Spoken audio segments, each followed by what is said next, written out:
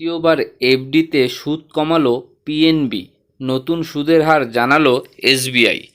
দেশের অন্যতম বৃহৎ রাষ্ট্রায়ত্ত bank Punjab national bank PNB এক মাসে দ্বিতীয়বার স্থায়ী আমানত অর্থাৎ ফিক্সড ডিপোজিটে সুদের হার হ্রাস করলো। এপ্রিল মাসে একবার সুদ কমিয়েছিল পিএনবি, এবার ফের 25 বেসিস পয়েন্ট কমিয়ে নতুন হার কার্যকর করেছে 1 মে থেকে।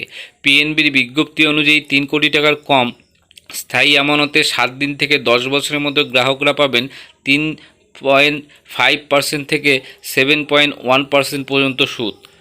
সর্বোচ্চ সুদ মিলবে 390 দিনের মেয়াদে, যেখানে সুদের হার হবে 7.1%। প্রবীণ নাগরিকদের জন্য বিশেষ সুবিধা। পিএনবি প্রবীণ নাগরিকদের জন্য রেখেছে অতিরিক্ত সুদের সুবিধা।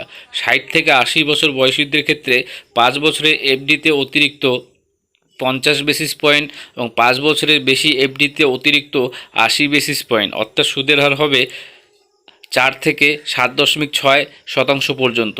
80 ঊর্ধ্ব বা সুপার সিনিয়র সিটিজেনদের ক্ষেত্রে 5 বছরের এফডিতে 4.3% থেকে 5 বছর বেশি এফডিতে সুদ বেড়ে দাঁড়াবে 7.9%। পাশাপাশি এসবিআই কমালো এফডিতে সুদ। State bank of India SBI তাদের এফডিতে সংশোধিত হার ঘোষণা করেছে।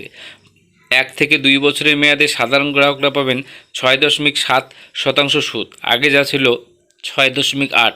প্রবীণ নাগরিকদের জন্য এই হার 7.3 থেকে কমে দাঁড়িয়ে হয়েছে 7.2%। 2 থেকে 3 বছরের মেয়াদি এফডিতে সাধারণভাবে গ্রাহকরা 6.9% সুদ এবং প্রবীণ নাগরিকদের জন্য 7.4% হারে সুদের হার পাবেন।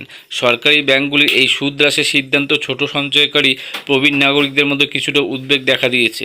বিশেষজ্ঞদের মতে আর্থিক বাজারে সুদের হার সংক্রান্ত চাপ এবং রিজার্ভ ব্যাংকের ভবিষ্যৎ নীতি পরিবর্তনের ইঙ্গিতে এই পদক্ষেপ।